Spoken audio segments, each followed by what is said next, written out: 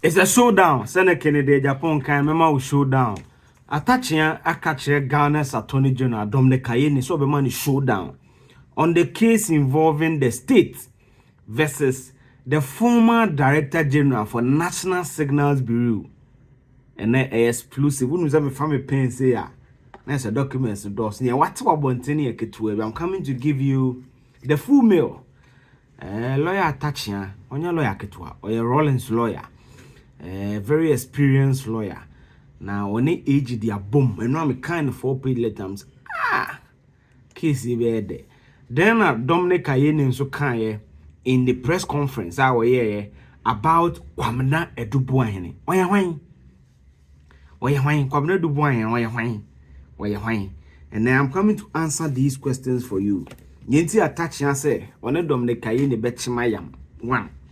Kwamena Edubuahene properties ban between 2018 to 2025 February free so no wato allegedly with a bicycle explosive details. I have critical analysis channel. You're from Eugene or say to subscribe mommy. Now click the bell notification me the video be at my behunu at me. So let's get into it. And run away.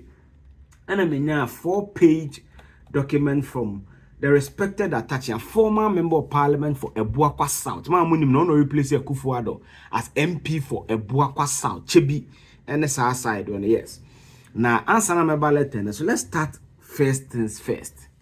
Dientina Attorney General press conference. Now Branton friend of Kwamena Edubuahene, former Director General of National Signals Bureau. Monken who say first no National Signals Bureau. Na Bureau of National Communications. The interview is important. But see later in the story. The Bureau of National Communications. But in 2020, Parliament passed Act 10. Act 1040. And they create the National Signals Bureau. When it says any National Signals Bureau by 2020. So the Acts of Parliament 1040 and they created the National Signals Bureau. And then topic will be a cabin. Abrante Edubuahene or den. Or be our Edman was an Bureau of National Communication better than National Signals Bureau. No, that why Edman was now me checks HS or a private businessman or Eduma. In fact, many say one of the biggest fertilizer company in Africa, Cranadia. Into a businessman and was a public servant because we are buying Eduma. Into a public servant. Now 2016, NNDC for a deputy director of Bureau of National Communications, other than the National Signals Bureau. No, the Akufo-Addo mobile, no, and no, the substantive director, into a public servant, but the rise, 2016 to 2017, a political appointment. So he has always been of the National Bureau of Communications or Bureau of National Communication, which is now the National Signals Bureau. And to 2016, the deputy. And Akufo-Addo by 2017, MPP Abano so the substantive director for the National Signals Bureau. A day na why yinti and lawyer Atta Akyea trouble for kakraka 4 pages. A day na why Attorney General na home press conference. Day na Branty and ye. Now me yes me read about Kwamena Edubuahene, a very interesting character. When him say National Signals Bureau, no, only National Communications Authority. They are all under, so National Signals Bureau is under the Ministry of National Security, which is created by an act of parliament. And Shasa Abembe, so National Security Minister. And then recently, President Mahama, Muntaka, the Minister of Interior, but responsible for national security. And Abembe based on the dictate of the law, and so we are National Security Minister. So the National Signals Bureau is the Ministry of National Security, I say. Now the Ministry of National Security Council, and a show money so directly. But they have a certain connection to the Ministry of Communications. And you're confused. Ministry of Communications, but Omonshi say any bino, and the National Signals Bureau, they told be a clash. What I say, to communication, to me call NCA for websites, I may call Abrante and because a business not surround the not sorry Bawumia, I don't want to bring his church in, see that chapel, me no money problem. Let's tackle the gentleman. Abrante and proud to so be that Director General Senator American. Why a head of whole network? I will Bureau of National Communication. Why Juma say planning and IT? Why Juma? Why a head of network operations? Why head of information system support services. And only company be friend Aitkins Global PLC. UK ayedwuma.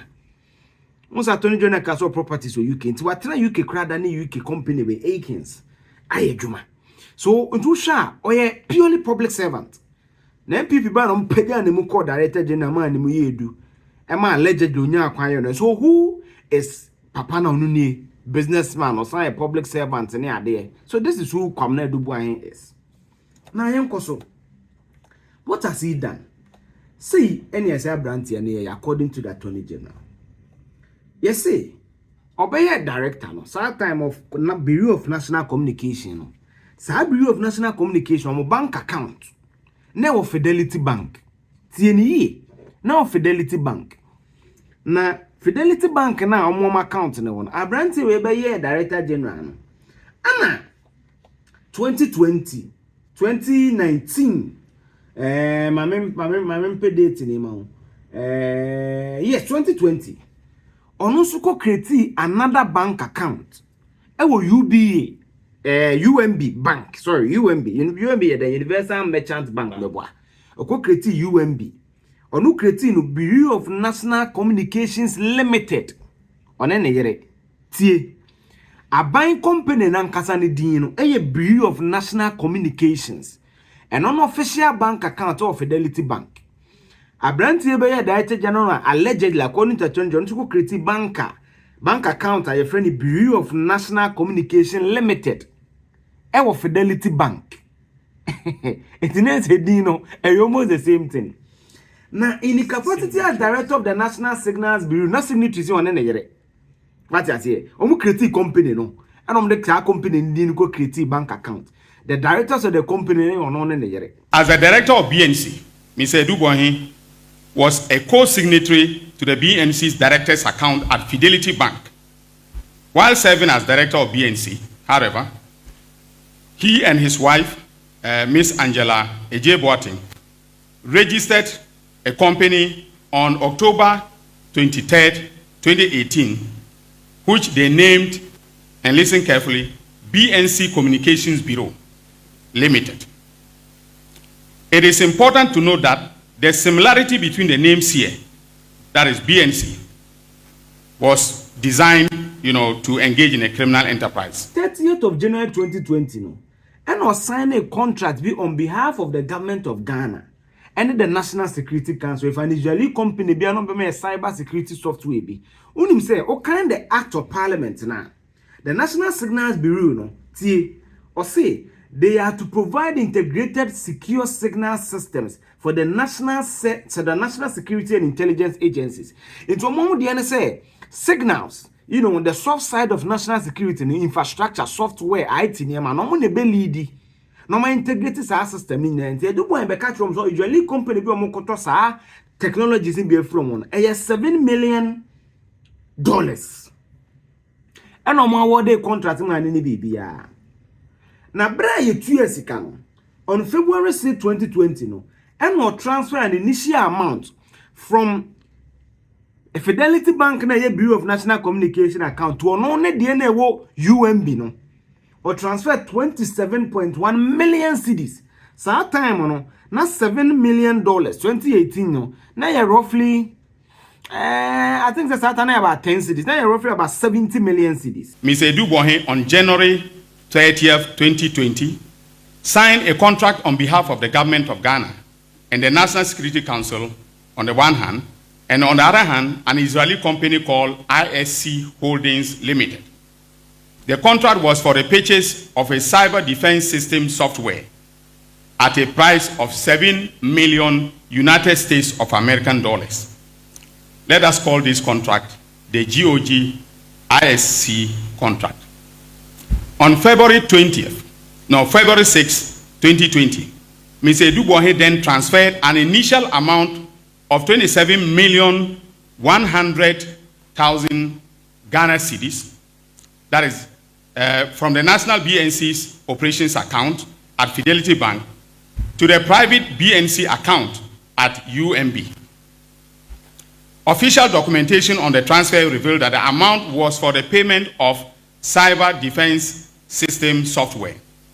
which the national BNC was buying from ISC Holdings in Israel. Mr. Dubois, in effect, transferred the money from the national BNC to his private company, the private BNC.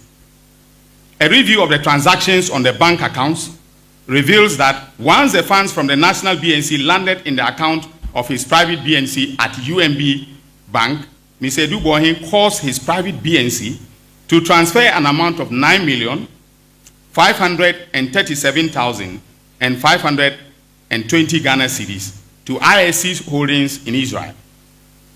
By the exchange rate at the time, this amount was the Ghana cedi equivalent of 1,750,000 United States of American dollars. And we transferred 27.1 million from Fidelity Nico UMB. Then you say no, you so transfer na bank ni business no transfer no we invoice bi a ono a create bi between ono and the bank and the ama Fidelity for so no bet my transfers can free company na buy nim say one a bank account ono ne private account a what a edi ne se no e wo UMB sana na we and we transfer 27.1 the call transfer you know and we go tua sika no e de man usually for no. Now, we say that 20 years ago, usually for the convert to dollars, it's just about $1.7 million. Next, we share $5.3 million, almost 53 million cedis there.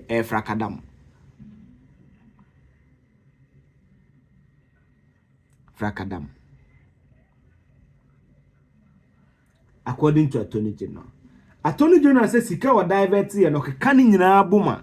It's about 39 million cedis. 39 million cedis. Na then a brand here no. Or this can according to the fact of the Attorney General. Na brand ni. 1. Auto number 2 Stream Part Drive, Mayfair Estate. Wala Accra. Sada not on 1 million number auto 1 million cedis. 1 million cedis auto. And also number 6 Edith Avenue, Mayfair Estate, and also Accra. Or a initial deposit of $500,000 to buy 5 houses. Or Sanko number 7 Edith Avenue Mayfair wa eko to fie ba $200,000. O wie no and or call la one ma Mayfair one so no fie ba $97,815. O wie no Mayfair one $270,000 and so to fie. Say fie no to bebre. Na ba ko a trend ne Vectis property say wo ya the gated community to develop here. And no enane 27. Ba ku bia no Attorney General said of value $295 million. $295,000. They're not sure. Based on my calculator, no, say $295,000 at time 27, $7.9 million. See the equivalent of 227 million cedis. It's in the properties in Subebre, London.